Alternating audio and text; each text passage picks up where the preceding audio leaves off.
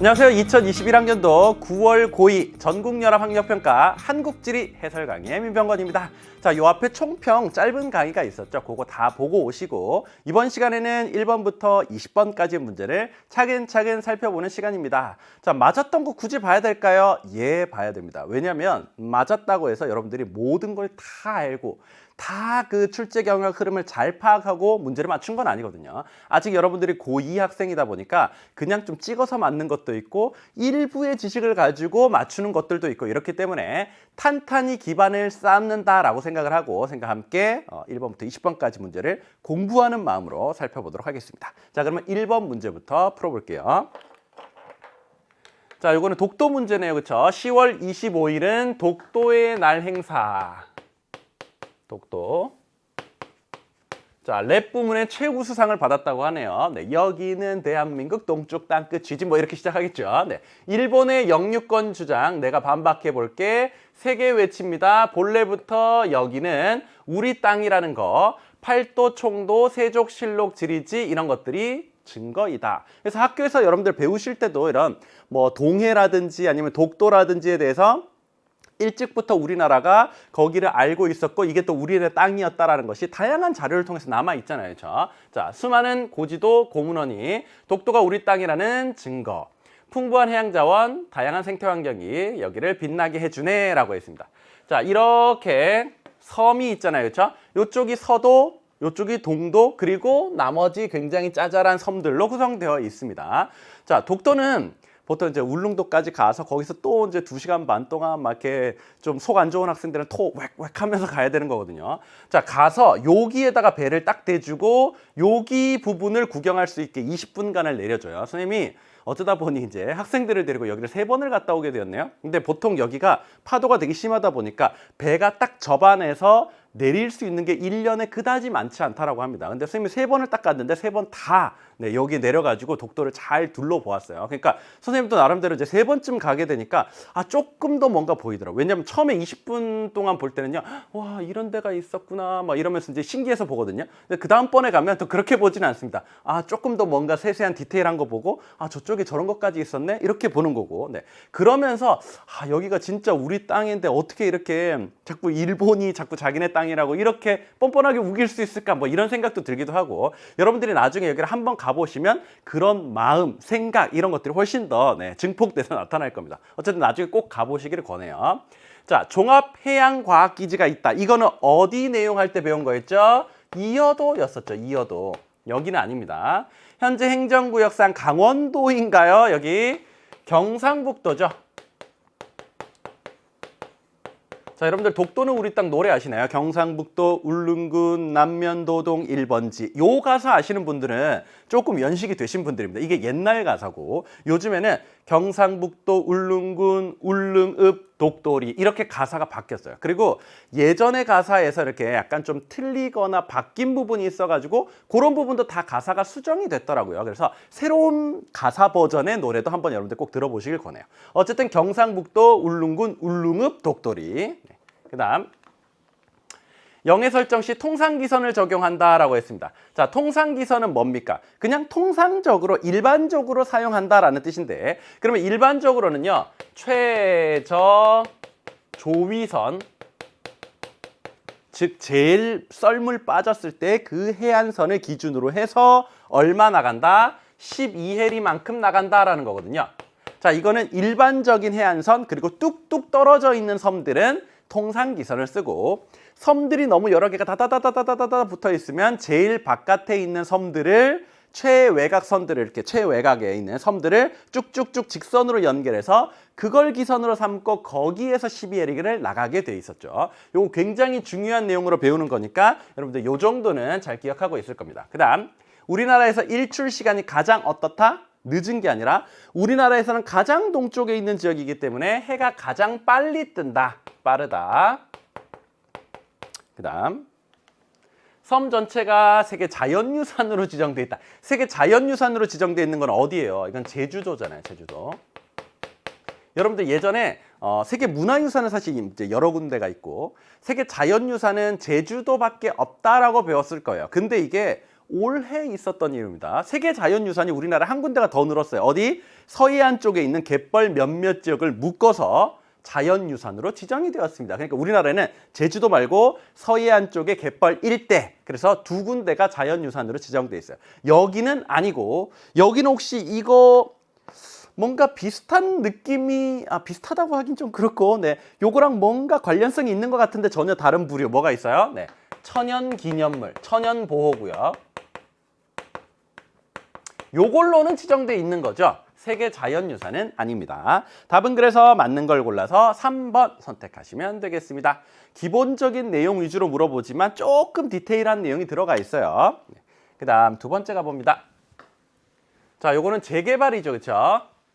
자, 이거에 대한 옳은 설명을 골라라. 자, 여기는 보니까 달동네였던 무슨 마을 주민들이 오래 방치된 빈집을 수리하고 낡은 생활 집기들로 골목과 벽을 꾸미는 것으로 알려졌습니다. 그러니까 오래된 집들을 그냥 소소하게 뜯어 고치는 거예요. 막 전부 다 막 이렇게 헐고 짓는 이런 것이 아니죠. 이런 걸 무슨 재개발이라고 해요? 수복 재개발이라고 하죠. 이 수복이 뭡니까? 이게 숫자가 수리하다 할 때 숫자, 복자는 회복한다 할 때 복자. 약간 수리해서 약간 회복을 한 다음에 그 다음에 이제 여기를 개발을 하는 거죠. 그렇죠? 그러다 보니까 사실 크게 손 많이 안 되는 겁니다. 그렇죠? 자, 반면에 여기는 어때요? 다 부수고 지금 아파트 단지 엄청 크게 들어와 있잖아요. 이게 우리가 흔히 아는 일반적인 재개발 방식이죠. 이게 바로 철거 재개발. 철거. 자, 여기 무슨 동의 달동네는 과거 경제개발 과정에서 인구가 급격히 늘어나고 주택이 부족해지자 저소득층이 한 곳에 모여 살면서 형성되었는데 이후에 개선 사업을 시행하며 달동네를 철거하고 대규모 아파트 단지를 조성했다. 일반적으로 하는 철거 재개발입니다. 자, 그러면 가나에 대한 설명. 가는 나보다 상주 인구 증가율이 높다. 여기는 그냥 그 집들이 거의 그대로 있으니까 별로 늘지 않겠죠. 근데 여기는 원래 이렇게 주택들 몇몇 개가 있다가 거기를 밀어내고 아주 고밀도의 아파트를 지은 거잖아요. 그렇죠? 그럼 사람들이 많이 늘어났을 겁니다. 반대로 얘기했네요. 가는 나보다 투입 자본의 규모가 크다. 이런 데는 소소하게 자본 들여서 고치면 돼요. 여기는 아예 다 때려 부수고 거기에다가 아파트를 지어야 되기 때문에 이거는 자본의 투입 규모가 큽니다. 근데 반대로 설명됐죠? 나는 가보다 토지 이용의 집약도가 높다. 집중적으로 이 토지를 이용한다라는 겁니다.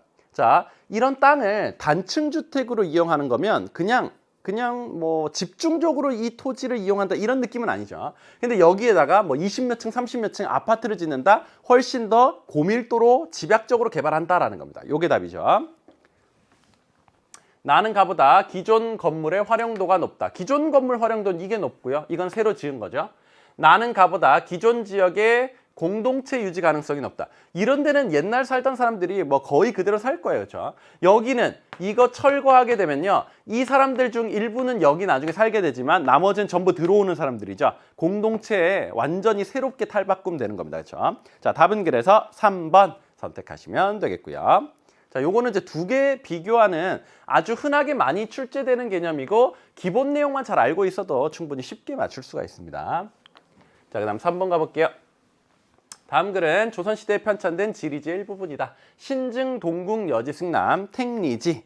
아마 여러분들이 뭐 내신을 배울 때도 기본 내용을 배울 때도 다 이렇게 맞춰서 배우기 때문에 요거는 여러분들이 학교에서 잘 배운 내용만 기억하고 있어도 충분히 맞출 수가 있습니다. 자, 일단 요게 조선 전기 때 거잖아요. 요게 조선 후기 때 거죠.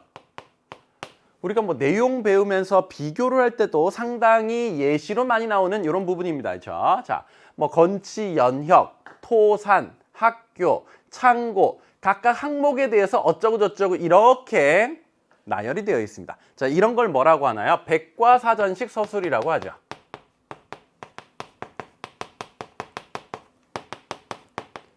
자, 여러분들 아마 뭐가 궁금할 때 그 위키 많이 찾아보실 거예요. 그렇죠? 이렇게 나무하고 관련돼 있는 이런 위키 많이 찾아보시는데 거기에 보시면 1번 뭐, 2번 뭐, 3번 뭐 이렇게 정리되어 있잖아요. 그렇죠? 마치 그런 식으로 정리되어 있는 것, 이게 바로 조선 전기 때의 백과사전식으로 서술한 지리지의 특징이다라는 겁니다. 그 다음 자, 요거는 성주산 서쪽은 어쩌고 저쩌고, 공주동 쪽은 어쩌고 저쩌고, 부여 은진에서는 어쩌고 저쩌고 이렇게 그냥 술술술술 설명하듯이 내용이 서술되어 있습니다. 이거를 설명식이라고 하죠.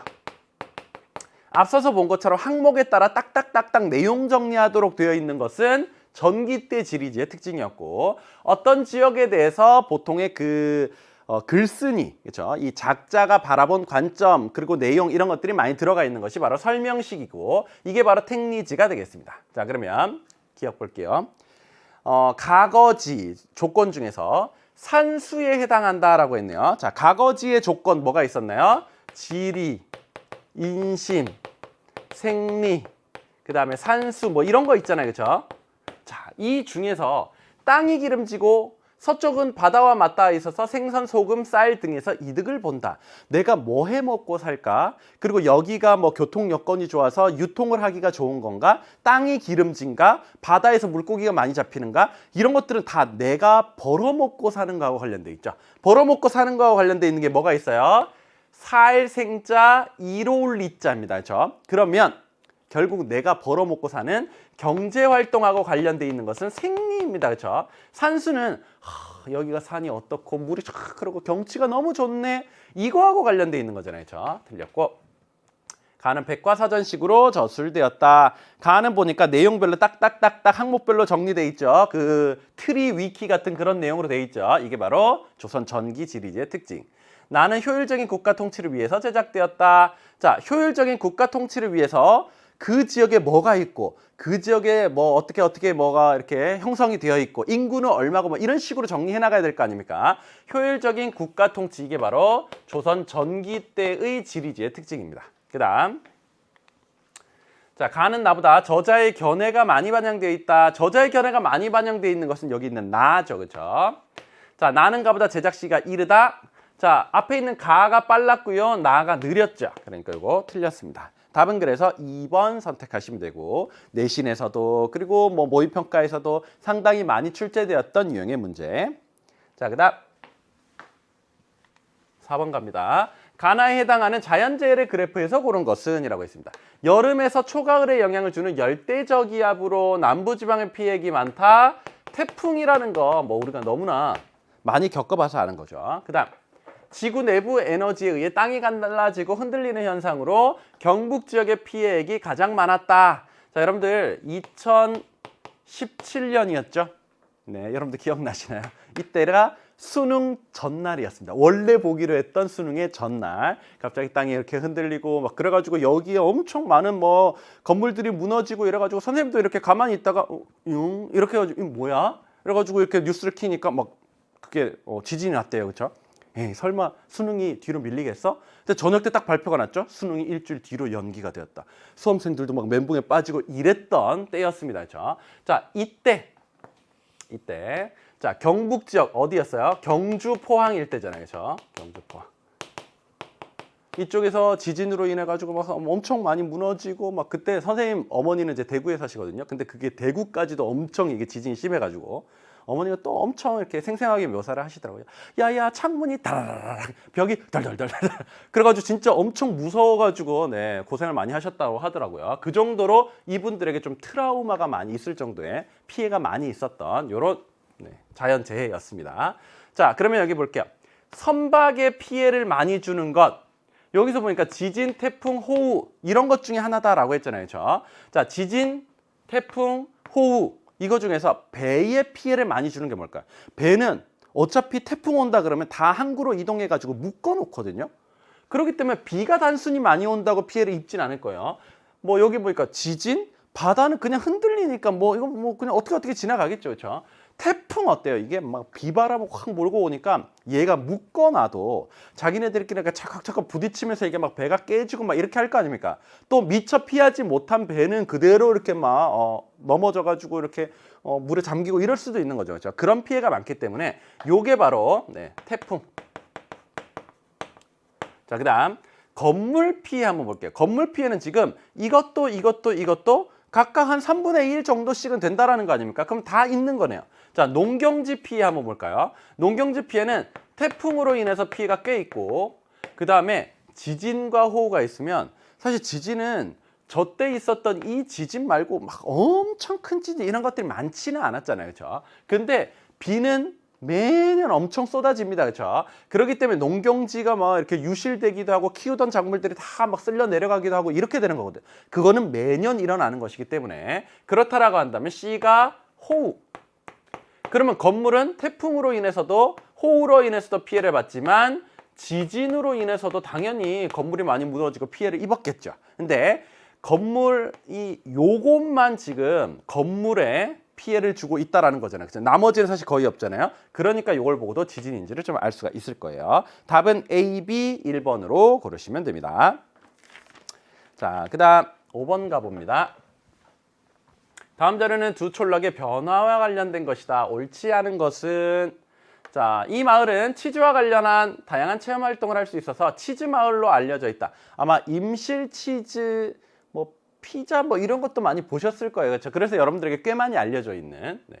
자, 치즈 생산과 유제품 판매로 얻은 이익은 마을 발전 기금으로 적립해 어르신들의 일자리 창출과 청소년을 위한 도서관 지원에 사용한다. 치즈의 원동력으로 마을이 활기차게 변화하고 있다라고 했습니다. 자, 1번. 기억은 도시민의 여가 수요를 창출시킨다, 충족시킨다.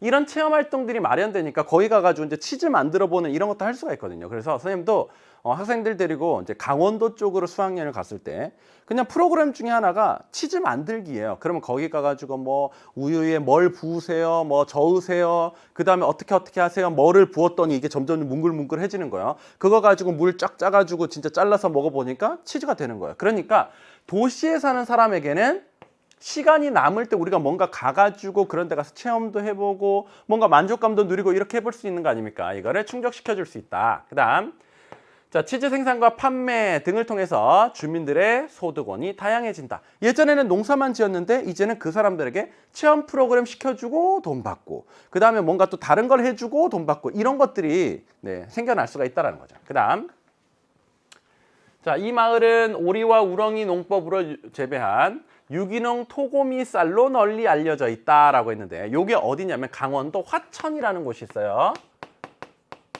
자, 여기 있는 토고미 마을이래요. 자, 친환경 농산물 생산과 소비자 맞춤형 가공을 넘어 폐교를 활용한 자연학교와 마을 공동 민박운영, 도시와의 활발한 교류를 통해서 마을의 가치를 더욱 높이고 있다. 자, 이거는 농산물의 안전성과 신뢰도를 더 높여줄 수 있다. 왠지 친환경 마크 붙어 있으면 우리가 더 비싼 돈을 내고서라도 사 먹게 되는 거죠. 그렇죠? 왜 이걸 더 신뢰할 수가 있을 것 같으니까. 그다음 자, 폐교를 활용한 뭐 민박운영 이런 것도 있대요. 전업농가의 비율이 높아진다라고 했는데 옛날에는 그냥 쌀농사만 지었을 건데 이제는 폐교해서 체험 프로그램도 하고 그다음 민박도 하고 그러면 이거는 농업 외 소득이 더 올라가게 되는 거죠. 그러면 나는 농사도 짓고 이런 뭔가 체험 프로그램도 운영하는 겸업농가가 되는 거예요. 그렇죠? 그러면 이거는 뭐라고 표현할 수 있다? 겸업농가 비중이 높아지게 된다라는 거죠. 겸업 비중이 높아지게 된다.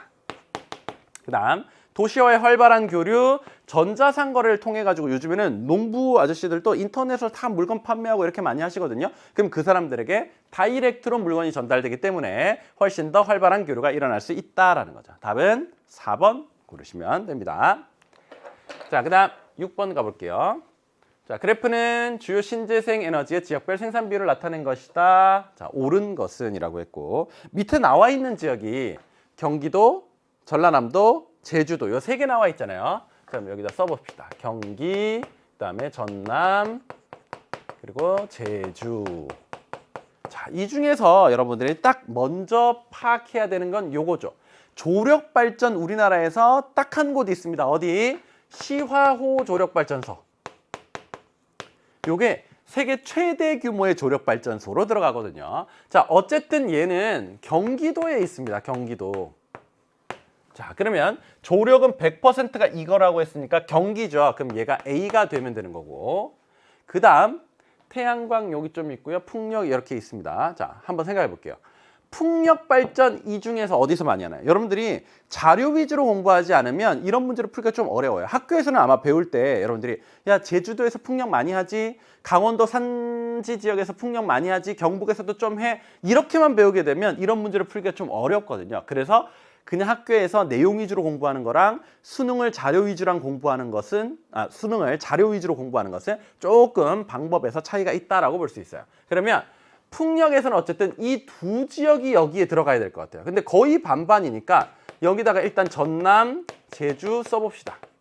그 다음 여기 보니까 태양광이 있어요. 태양광은 주로 남부지방을 중심으로 많이 하죠. 그러면 뭐 전라남도, 전라북도, 뭐 충청남도, 경상남도 이런 데서 많이 하거든요. 그러면 여기에도 들어가면서 여기에도 일단은 남부지방이라서 제일 태양광 하기가 유리한 조건인 곳이 어디예요? 전라남도가 이거거든요. 그럼 전라남도가 B니까 요게 B 이렇게 보시면 되겠죠. 그럼 여기 전남, 그럼 이거는 제주, 자 여기 제주. 요렇게 들어가면 되겠죠. 제주도는 뭐 태양광을 굉장히 많이 하거나 뭐 이런 지역은 아니니까 조금 하겠죠. 그렇죠? 그래서 이런 식으로 정리해 볼 수가 있을 겁니다. 그럼 답은 A, B, C. 자료 위주로 여러분들이 좀 꼼꼼히 받으셔야 맞출 수 있는 문제. 자, 그다음 7번. 자, 가의 영향으로 나타나는 기후 요소의 지역차라고 했습니다. 자, 이런 지역차의 원인이 되는 기후 요인, 이걸 골라보라라는 거거든요. 자, 영서지방은 늦봄에서 초여름 사이에 북동풍이 불면 영동지방보다 고온 건조해지게 된다. 자, 북동 쪽에서 바람이 불어와요. 강원도가 이렇게 있으면 태백산맥이 이렇게 있죠. 자, 그랬을 때 영동지방은 선선한데 영서로 이 바람이 넘어가게 되니까 고온 건조해지게 되더라라는 거죠. 자, 우리나라의 사방위를 부르는 말 중에 자, 북동풍은 높새바람이라고 표현하죠.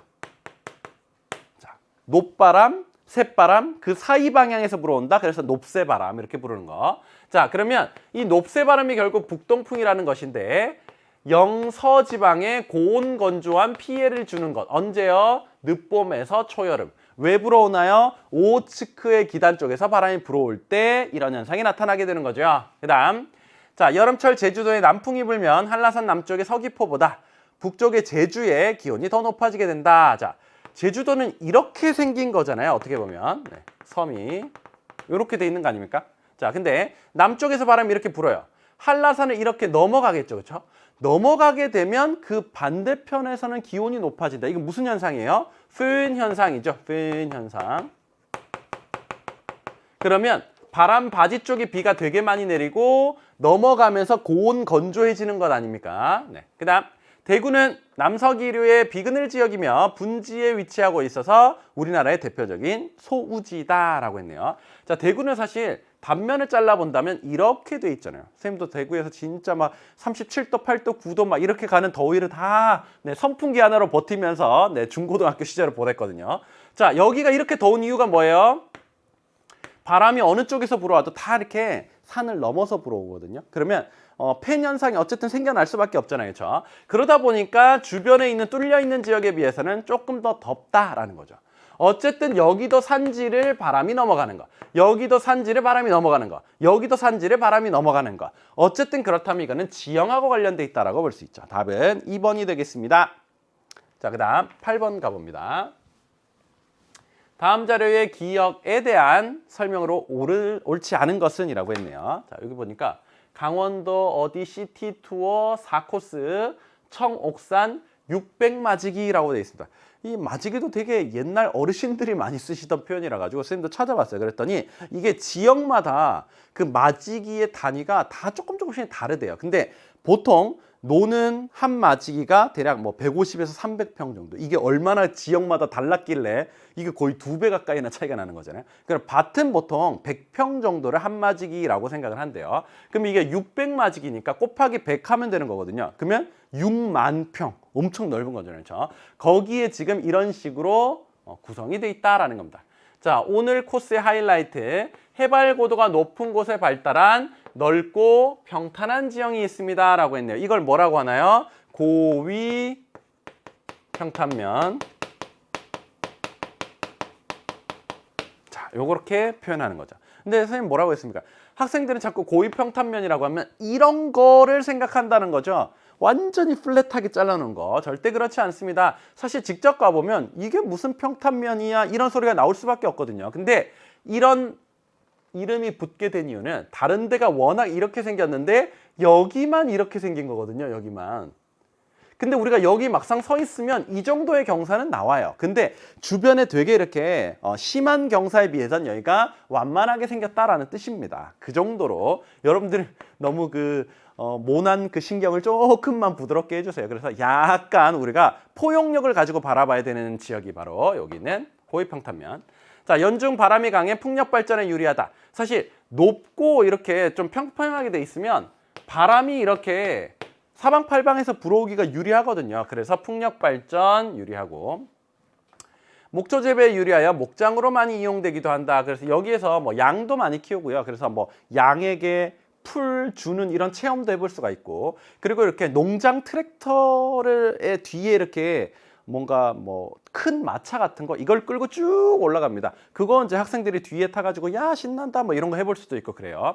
자, 여름철이 서늘하여 고랭지 채소 재배가 가능하다. 어쨌든 해발 고도가 높잖아요. 그렇죠? 그러다 보니까 평지보다는 이게 그 기온이 낮기 때문에 고랭지, 뭐 배추, 무 이런 것들을 많이 재배할 수가 있습니다. 그다음 신생대 3기 경동성 요곡 운동에 영향을 받았다. 그래서 좀 이렇게 한쪽 방향으로 치우치게 융기를 한 거죠. 그렇죠? 그것 때문에 이런 식으로 되어 있다라는 거죠. 이런 식으로. 그 와중에 이런 지역이다라는 거기 때문에 경동성 요곡 운동에 영향을 받았다라고 볼 수 있고, 그다음 기온 역전 현상으로 인한 안개와 냉해가 자주 발생한다. 기온이 역전된다. 그래서 이 좀 낮은 부분에서는 냉해 그리고 안개 이런 피해를 입을 수 있다. 이거는 뭐 할 때 여러분들이 들어본 거죠? 이런 분지 지역에서 좀 맑은 날, 특히 이렇게 좀 가을 같은 막 이런 때 이 복사 냉각 때문에 차가운 공기가 이렇게 분지는 사실 그릇같이 생겼다는 거잖아요. 그렇죠? 여기에 차가운 공기가 싹 담깁니다.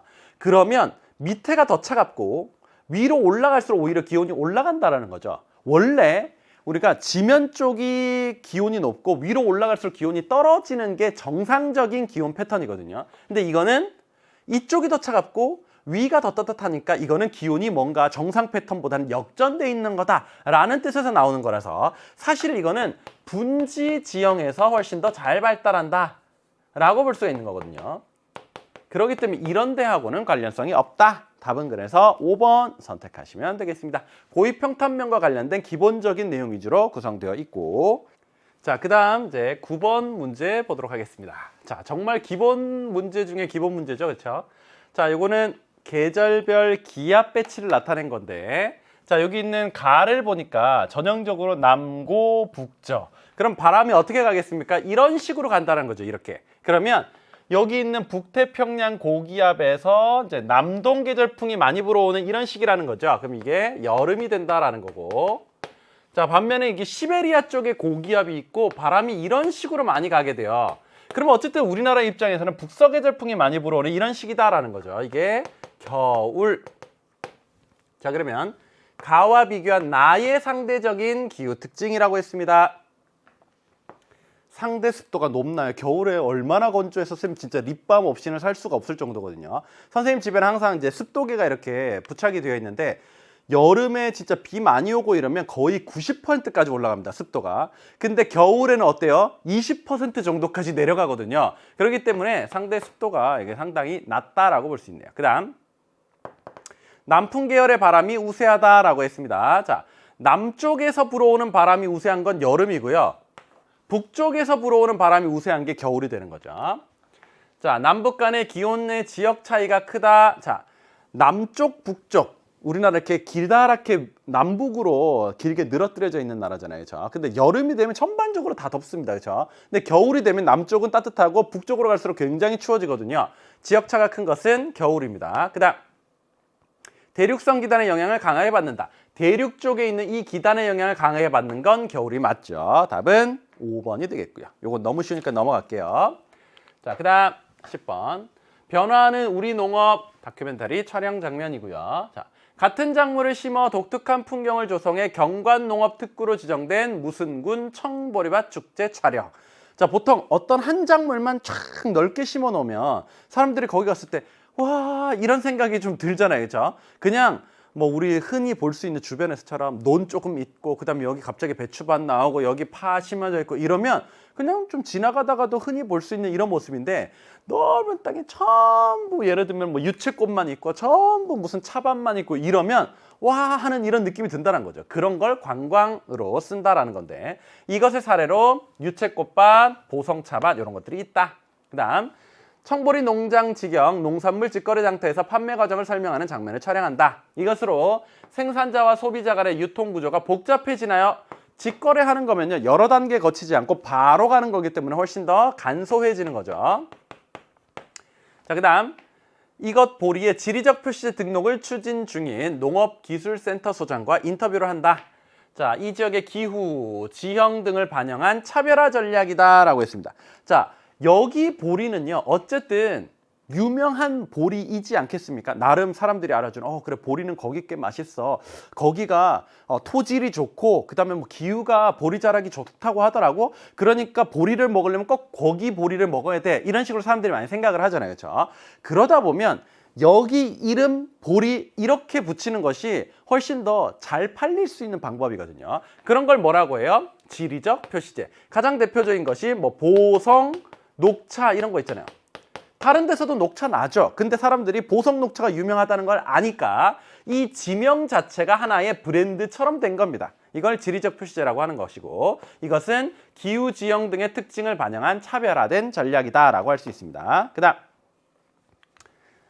자, 보리, 리을. 이것은 주로 벼의 그루가리 작물로 재배된다. 자, 보리가 뭐 우리나라에서 많이 재배되거나 이렇지는 않습니다. 근데 전반적으로 따뜻한 이 남부지방을 중심으로 해서 쌀 짓고 나서 추수를 하고 얼마 안 있다가 바로 이제 보리를 심어가지고 그 다음 추수를 하게 되면요, 이게 사실 우리가 가을에 벼를 추수를 하잖아요. 근데 아직 남은 가을 동안에는 그래도 좀 따뜻한 편이기 때문에 다른 작물을 좀 키울 수가 있는 거예요. 그렇게 키우는 것이 이제 보리다 이런 거죠. 그러면 어떤 작물 심고 그 다음에 다른 작물을 그 다음에 연달아서 또 짓는 것, 요거를 바로 그루가리라고 하는 겁니다. 그루가리. 그다음 농업회사 법인 이런 건요, 전문적인 농업 경영 방식 중에 하나이다. 사실 옛날에 농사 짓는 건요, 다 그냥 농부들이 이렇게 주워 듣고 그 다음에 아름아름 알아낸 이런 기술을 가지고 각자 이렇게 농사를 짓는 거였잖아요. 근데 이제는 이런 농업회사 법인 이런 그 어떤 농업회사 같은 것들이 나와가지고 전문적인 경영 이런 것들을 막 하기 시작한다는 거죠. 그렇죠? 그래서 이거는 전문적인 농업 경영 방식의 하나이다. 이렇게 볼 수가 있습니다. 답은 그래서 틀린 걸 골라 2번 선택하시면 되겠고요. 이것도 뭐 기본적인 내용 배우는 것들 위주로 구성이 되어 있죠. 자, 그다음 11번 봅니다. 그래프는 주요 1차 에너지의 지역별 생산 비율을 나타낸 것이다. 석탄, 원자력, 천연가스 중 하나이고, 자, 부산, 울산, 강원, 전남, 경북 이렇게 나와 있습니다. 일단 여기 있는 C를 보니까요, 100%가 눈에 들어오네요. 이 중에 어떤 에너지 자원은 울산에서 100% 생산된다. 나머지는 아예 생산되지 않는다라는 거죠. 울산 앞바다에서 많은 양은 아니지만 어느 정도 생산이 되고 있습니다. 이게 바로 뭐죠? 천연가스죠. 천연가스. 자, 그다음 A를 보니까요, 강원도가 90%, 전남이 아주 일부 이렇게 돼 있습니다. 강원도에서 상당히, 그리고 전남에서 일부. 그러면 이 중에서 뭐가 있나요? 석탄이 있죠. 강원도에 탄광 많고요. 전라남도에 화순, 이쪽 지역에서 또 어느 정도 석탄이 생산됩니다. 그 다음 여기 볼게요. 자, 지금 보니까 경상북도에서 거의 50%, 그 다음에 부산에서 한 20% 넘게, 그리고 전라남도에서, 그리고 또 울산에서, 이런 지역에서 모두 어느 정도는 하네요. 그렇죠? 자, 이게 바로 뭐다? 원자력이다라는 거죠. 원자력 발전 어디서 많이 하는지는 굉장히 중요하기 때문에 잘 알아두셔야 됩니다. 여기서 우리가 공부하는 셈 치고 지명까지 좀 더 정리해 볼까요? 경북에는 뭐가 있나요? 월성이라는 곳이 있죠. 경주 쪽에 있고, 울진도 있습니다. 그렇기 때문에 한 도에 크게 두 군데에서 굉장히 많은 발전을 한다는 거죠. 그 다음 부산은 뭐예요? 고리. 전라남도는 영광 굴비할 때 그 영광. 그 다음에 울산은 신고리. 고리 옆에 바로 붙어 있는데 사실 이게 부산하고 울산의 거의 경계부거든요. 그래서 고리는 부산으로 들어가고 신고리 그 옆에 지어진 건 울산으로 들어가는 거예요. 자, 1번 A는 냉동 액화 기술의 발달로 사용량이 증가하였다. 이게 바로 천연가스에 대한 설명이죠. 발전 후 폐기물 처리 비용이 가장 비싸다. 뭐겠어요? 원자력이죠. 1차 에너지 소비 구조에서 차지하는 비율이 가장 높다. 제일 많이 쓰는 것은 석유가 되죠. 자, B는 A보다 상용화된 시기가 이르다. 상용화된 시기가 이르다. 일상적으로 사람들이 빨리빨리 많이 이용하기 시작했다. 일찍. 그럼 그게 바로 뭐죠? 석탄. 그 다음 C는 A보다 발전 시 대기오염 물질을 많이 배출한다. 많이 배출하는 게 뭐죠? 석탄. 그 다음 석유. 그 다음 천연가스. 이런 순으로 간다라는 거죠. 됐나요? 자, 그러면 답은 몇 번이 되겠습니까? 여기서 2번이 되겠네요. 나머지는 다 틀렸고 요것만 맞습니다. 자, 그 다음 12번 가볼게요. 자, 요거는 딱 봐도 산지 사이사이를 이렇게 굽이 돌아가지고 흐르는 하천입니다. 이런 걸 뭐라고 하나요? 감입 공유 하천. 자, 감이 무슨 뜻이었어요? 이거 새길감 또는 산골짜기 감 이렇게 줬습니다. 입은 들어갈 입. 그러면 산골짜기 사이사이를 이렇게 누가 새겨 넣은 것처럼 깎아먹고 들어간다 라고 보시면 되는 거죠. 자, 이거는 한강에서도 꽤나 상류 쪽에 위치하는 쪽이네요. 상류. 자, 그랬을 때 이 하천은 감입공유 하천일 것이고, 그 다음에 이게 예전에는 이런 식으로 돌아가지 않았겠습니까? 그랬다가 이 부분이 점차 이런 식으로 되다 보니까 여기가 붙어버렸어요. 나중에는 물이 이쪽으로 흘러가는 거죠. 예전에는 물이 흘렀지만 지금은 물이 흐르지 않는 옛날 하천 길입니다. 이걸 뭐라고 해요? 구하도죠. 옛구 하천하 길도. 됐나요? 그 다음에 이 부분은 어때요? 여기가 그래도 좀 평탄하고 뭐 가옥들과 농경지가 좀 있는 것 같고 이렇게 생겼죠. 그렇죠? 이게 바로 하안 단구죠.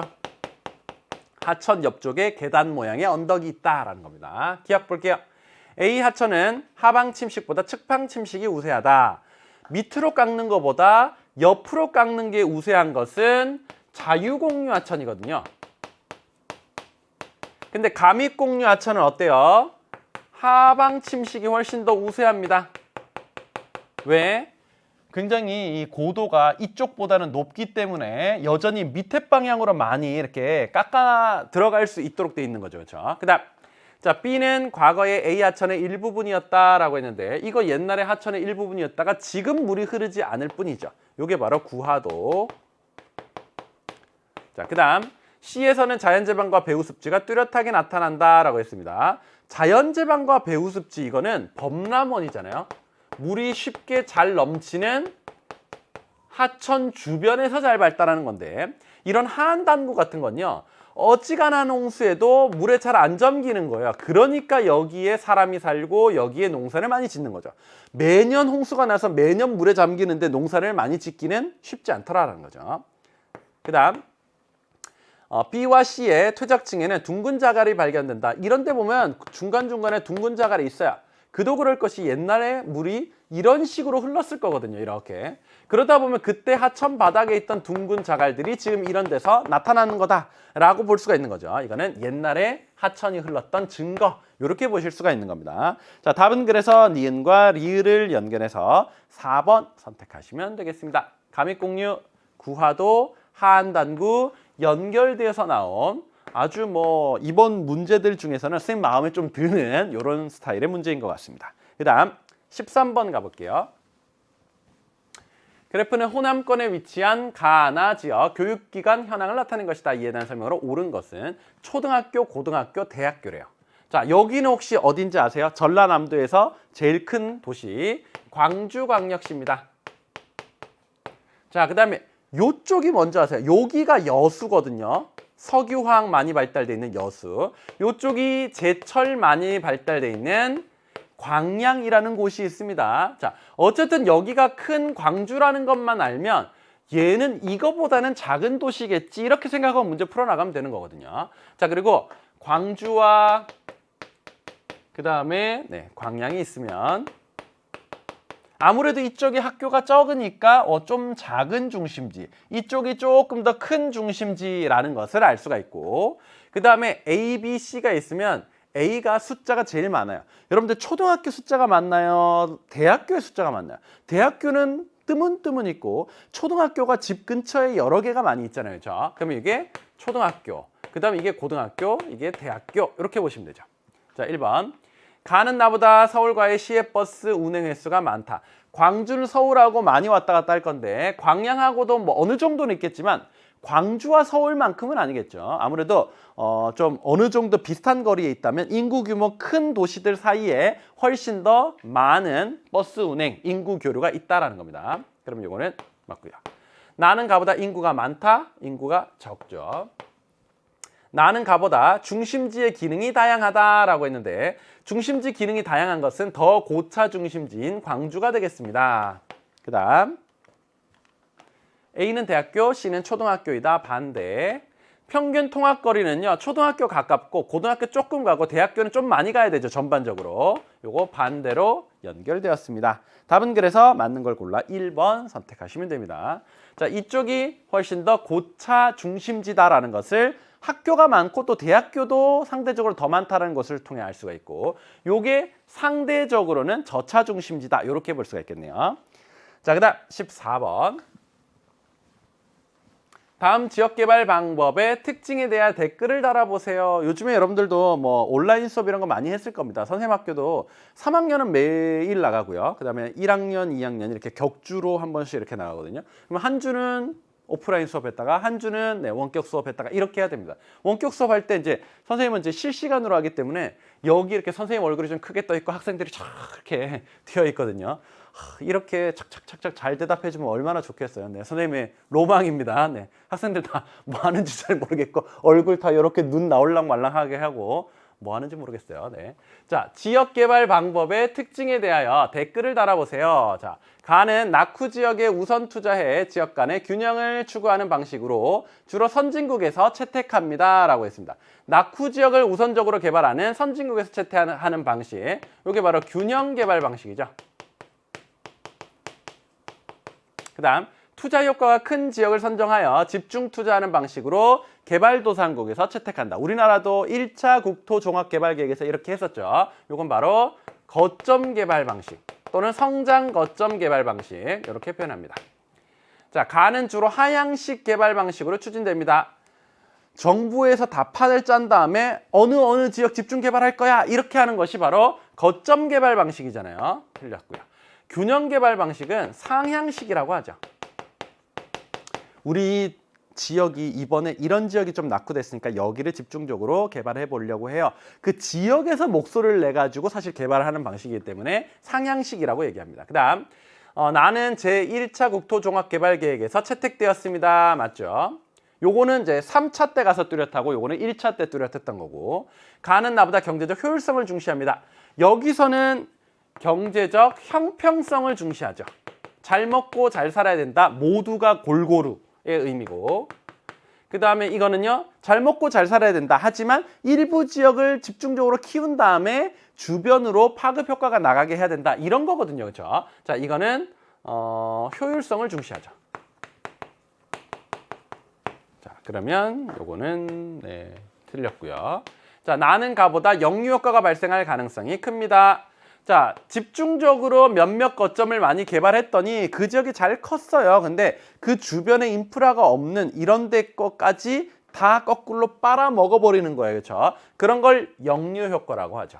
자, 이 A라는 어떤 지역이 잘 성장을 하고 나서 그 주변 지역까지 이렇게 좋은 파급 효과를 많이 내보내도록 사실 원래 그런 의도로 여기를 집중 개발하는 거거든요. 근데 그 주변에 있는 것까지 이렇게 다 빨아먹어버리면 이거는 역류 효과라고 한다. 이게 바로 거점 개발 방식의 안 좋은 점, 단점 이렇게 볼 수가 있는 겁니다. 답은 을과 정 연결해서 4번 선택하시면 되겠고요.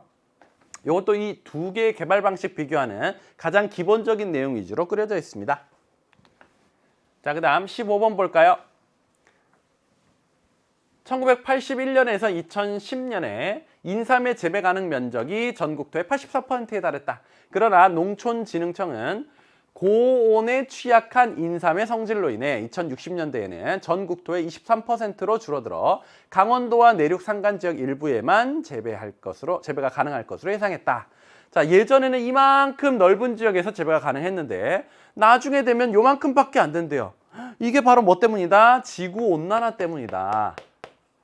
그래서 우리나라도 기온이 더 올라가게 되면 고온에 취약한 인삼은 이제 나중에는 이런 데밖에 안 될 것이다. 사실 어때요? 이쪽이 원래 서늘했기 때문에 여기 빼고 다 됐던 거 아닙니까? 그렇죠? 근데 이제는 어때요?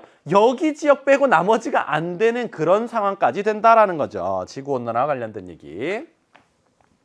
자, 그러면 적절한 걸 골라라라고 했네요. 단풍 시작 시기가 빨라진다. 단풍은 왜 지나요? 단풍은 왜 물드는 거예요? 이게 어쨌든 추워지면서 이파리가 이렇게 빨갛게 물들고 그다음 나중에 이렇게 툭 털어져 버리는 거잖아요. 이거는 추운 것하고 관련돼 있습니다. 추운 것.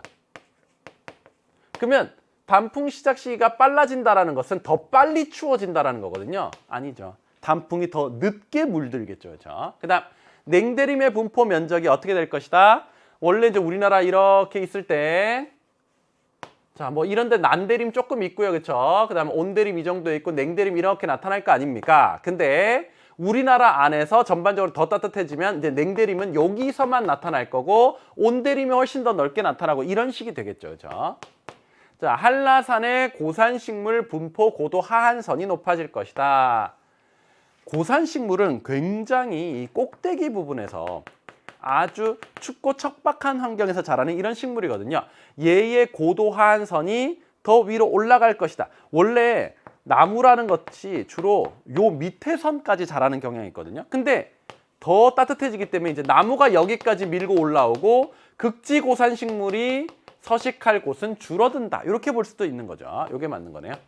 냉방 전력 수요가 감소하고 난방 수요가 증가할 것이다. 이건 추워진다라는 소리잖아요. 틀렸고. 동해에서 한류성 어족인 명태의 어획량이 증가할 것이다. 네. 바닷물도 따뜻해져요. 그러다 보니까 원래 동해는 이제 한류성 어족도 있고 난류성 어족도 있고 이랬는데 점점 난류성 어족이 많아지고 한류성 어족이 별로 없어지는 거예요. 그러다 보니까 명태, 아마 여러분들 무슨 생태탕집 이런 데 가면요 전부 러시아산 이렇게 많이 적혀 있을 거예요. 우리나라에서 이제 진짜 잘 안 잡히는 이런 물고기가 됐어요. 답은 그래서 3번으로 선택하시면 되겠습니다. 이것도 기본 내용이죠.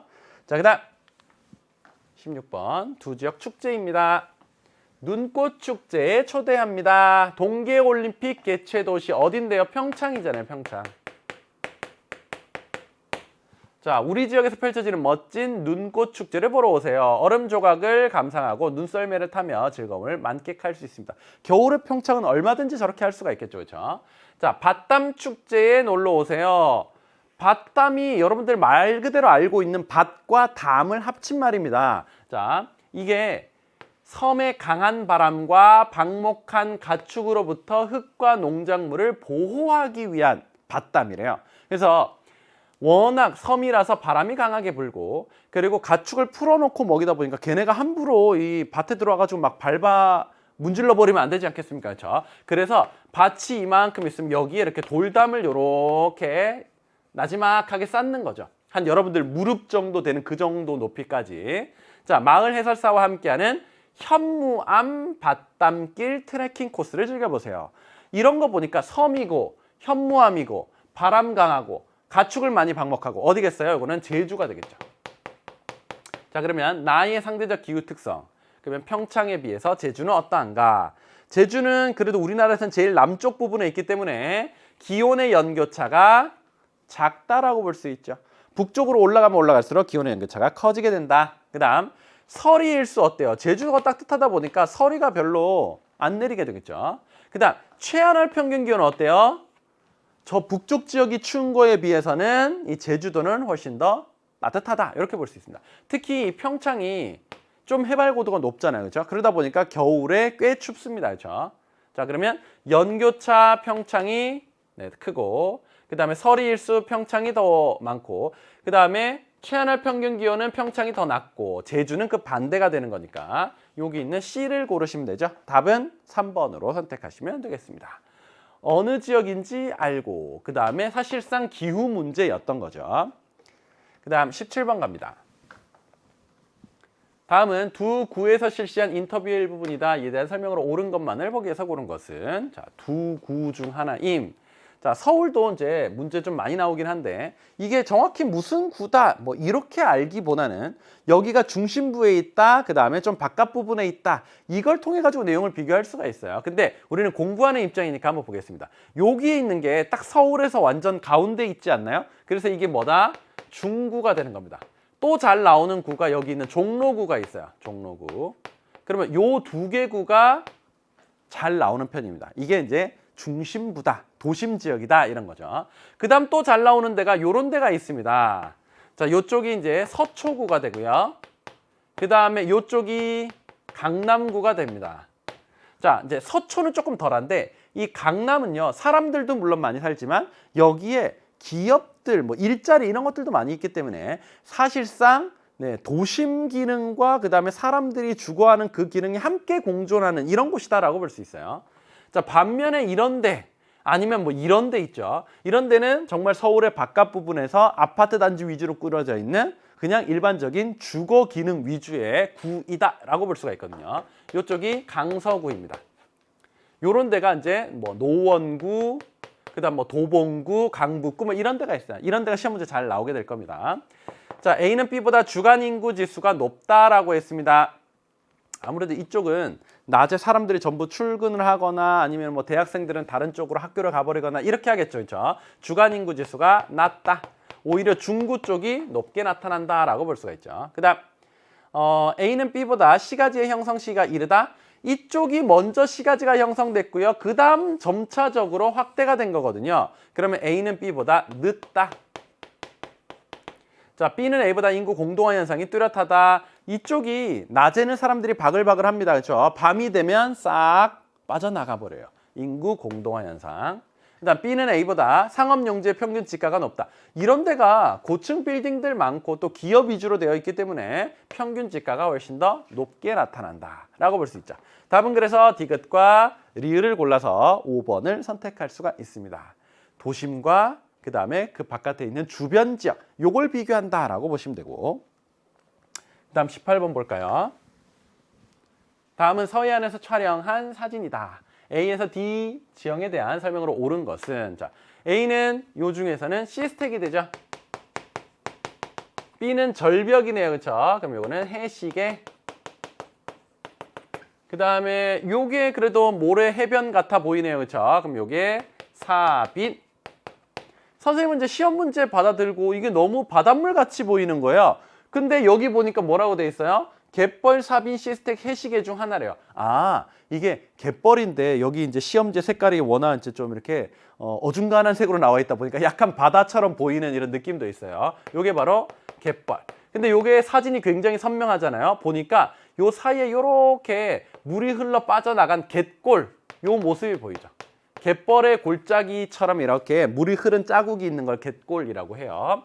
자, 그럼 보겠습니다. 1번. B는 시간이 지남에 따라 바다 쪽으로 성장한다라고 했는데 점차 깎이고 무너지고 하는 거니까 이거는 뭐라고 표현하냐면 육지 쪽으로 후퇴한다. 이런 표현으로 많이 나옵니다. C는 조류의 퇴적작용으로 형성되었다라고 했는데 갯벌은 밀물, 썰물에 의한 바닷물의 흐름, 조류에 의해서 미림 물질 위주로 퇴적되었기 때문에 나오는 것이거든요. 이게 맞죠? D는 과거의 파식대가 융기하여 형성되었다. 과거에 파식되었던 부분이 융기가 되게 되면요. 바다 옆에 계단 모양의 언덕이 나오는 거거든요. 이걸 뭐라고 해요? 해안단구라고 하죠. 해안단구. 그 다음 C는 D보다 퇴적물의 평균 입자 크기가 크다라고 했는데 이거는 완전히 여러분들 아시죠? 뭐 머드팩 해도 될 정도의 진짜 미림 물질이고 요거는 모래 재질 위주잖아요. 그렇죠? 그러다 보니까 반대. 자, A와 B는 만, C와 D는 고재주로 발달한다라고 했는데 이런 게 주로 튀어나가 있는 쪽에서 바다에 의해서 많이 깎이는 거거든요. 튀어나가 있는 부분을 곧이라고 하죠. 그 다음 이런 데가 한번 보세요. 이런 식으로 바다가 육지 쪽으로 파고 들어와 있죠. 그렇죠? 그러면 이런 데를 뭐라고 해요? 만이라고 하는 거잖아요. 그렇죠? 자, 이런 애들은 바다에서 깎여서 나오는 지형, 해안 침식 지형으로 분류되고, 얘네들은 바다에서 쌓여서 나오는 지형, 해안 퇴적 지형이라고 합니다. 그렇죠? 고지에서 주로 침식 지형이, 만에서 주로 퇴적 지형이 발달하게 된다. 그렇기 때문에 반대로 연결되었습니다. 답은 맞는 걸 골라 2번을 고르시면 되는 거고요. 기본 내용들 잘 알아두시면 어렵지 않게 풀 수 있는 그 정도입니다. 그 다음 19번. 지역조사를 위한 계획서의 일부분이다. 기억에서 리을에 대한 설명으로 옳은 것만을 보기에서 골라라. 자, 공항 건설로 인한 어느 시의 지역 변화, 동별 인구, 산업별 취업자 수, 소음 영향도 변화를 조사한다고 했네요. 자, 기억은 지리정보 유형 중에 속성정보에 해당한다. 자, 여러분들 공간정보, 속성정보, 관계정보가 있잖아요. 요거 아직도 헷갈리는 학생들 좀 있을 거예요. 근데 관계는 쉽습니다. 말 그대로 얘와 얘가 어떤 관계에 있다 이런 정보이기 때문에 눈에 티가 많이 나요. 공간정보하고 속성정보만 잘 알아두면 되는 건데, 공간정보는 어디에 있다 이겁니다. 어디에 위치해 있다. 근데 이게 어디에 위치해 있다고 관련돼 있나요? 아니거든요. 그러면 무슨 관계 아니면 어디에 있다 이거 빼면 나머지가 전부 다 뭐라는 거예요? 속성 정보다라는 거죠. 속성이 무슨 뜻이에요? 속해 있는 성질이란 뜻이거든요. 근데 이거는 예시가 너무 많아요. 어느 지역의 인구, 어느 지역의 산업별 취업자 수, 소음 영향도가 어떤 특징을 가지고 있는데 이게 이 지역에 속해 있다 이런 거거든요. 그렇기 때문에 이거는 속성 정보이다. 맞고요. 그 다음 항공사진. 이것을 통해 접근하기 어려운 지역의 지리 정보를 얻을 수가 있다. 비행기로 날아다니면서 사진을 찍었더니 여기 가보지 않아도 여기 물이 흐르네, 아파트가 많네, 산이 있네 다 알 수 있죠. 그 다음 공항 인접 지역을 직접 방문하여 주민 면담을 실시한다. 직접 방문한다면서요. 그럼 이건 실내 조사가 아니죠. 혹시나 이런 학생들이 있었을까요? 선생님, 방문을 하면 그 사람 집에 들어가는 거잖아요. 집에 들어가는 거니까 실내 조사 아닐까요? 아닙니다. 내 집에서 내가 앉아서 이렇게 하는 걸 실내 조사라고 하는 거고, 내가 어쨌든 집 밖으로 나가서 그 다음 본격적으로 야외에서 조사하는 것은 다 야외 조사 또는 실외 조사라고 하는 거예요. 그 다음 자, 동별 소음 영향도 변화 통계 지도로 작성하려고 한대요. 유선도로 표현하는 것이 가장 적절하다. 유선도는 무슨 뜻이야? 흐름을 선으로 나타내는 거거든요. 그래서 보통 유선도는 이런 식으로 많이 그려지죠. 이렇게. 자, 그러면 이게 이쪽에서 저쪽으로 얼마만큼의 양이 이동한다 이걸 보여주고 싶은 거 아닙니까? 근데 이게 뭔가 얼마만큼의 양이 이동하는 거하고 관련이 돼 있나요? 그렇지는 않거든요. 그럼 보통 이러한 내용은 도형 표현도나 아니면 단계 구분도 있죠. 이런 걸로 그리는 것이 훨씬 더 유리합니다. 뭐 반드시 이것만 돼야 돼, 뭐 다른 건 일절한데 이런 건 아니지만 전반적으로 적절성을 따졌을 때 이렇게 나타내는 것은 보통 어느 정도의 양 또는 인구, 물자 이런 것들이 어느 방향으로 이동한다. 방향과 양을 나타내는 데 유리한 방법이거든요. 그러다 보니까 이거는 적절하지 않다라고 봐야 되겠네요. 답은 기역, 니은을 연결해서 1번을 선택하시면 되겠고요. 자, 마지막 20번 문제입니다. 가나 지형을 이루는 주된 암석이 분포하는 지역을 AC에서 고른 것은 이라고 했습니다. 자, 한반도의 뭐 형성과 그 지체 구조 그 내용 있죠. 거기 문제치고는 좀 상당히 쉽게 출제된 이런 문제이긴 합니다. 아무래도 이거 맘먹고 어렵게 내면요 진짜 다 나가 떨어질 정도의 그 정도 내용이긴 하거든요. 자, 일단 보겠습니다. 바위가 많이 드러난 돌산, 이렇게 생긴 이런 산들은 주로 뭘로 이루어져 있다? 기반함이 화강암으로 이루어져 있다. 그 다음 종류석이 발달한 석회동굴은 당연히 이 석회암하고 관련돼 있는 거거든요. 이거는 석회암, 이게 기반암이다 라는 건데, 자 여기 보니까 A는 백두산 개마고원 일대, 철원 평강 일대, 울릉도, 독도, 제주도 얘네들만 표시되어 있거든요. 이런 데에서는 주로 화산 지형이 나타나게 되죠. 화산 지형. 그리고 그 중에서도 이제 현무암 이런 것들이 많이 보이게 돼요. 근데 어쨌든 여기서 현무암하고는 관련이 없잖아요. 자, 그 다음 이런 데 볼까요? 우리나라 넓은 지역, 여러 군데에 걸쳐서 큰 지각 변동으로 인해 가지고 화강암이 많이 관입했거든요. 그걸 지금 보여주고 있는 겁니다. 우리 화강암은 주로 무슨 운동으로 많이 이렇게 들어오게 됐네요. 뭐 송림 변동이 있었고요. 대보조산 운동이 있었고요. 불국사 변동이 있었고요. 불국사. 네. 이런 변동으로 인해 가지고 마그마가 이렇게 올라오다가 뚫고 나오지 못하고 그 땅 속에서 식어버린 거 아닙니까? 그래서 나올 수 있는 게 화강암이죠. 그 다음 C는 어때요? 여기 있는 평남분지, 옥천습곡대 이런 쪽에 지금 많이 분포하고 있는 거잖아요. 그렇죠? 자, 요거는 석회암이 되겠습니다. 자, 요거를 조금만 더 우리가 들어가 본다라고 한다면 요거는 중생대 때 관입해가지고 땅속에서 식어가지고 많이 나오게 됐죠. 요거는 언제 주로 만들어지게 됐나요? 고생대 때 바다 밑에서 퇴적이 많이 이루어지다 보니까 이런 석회암이 나오게 되었습니다. 이거는 완전히 이제 신생대의 화산 활동으로 나오게 된 거죠. 그럼 요거는 신생대.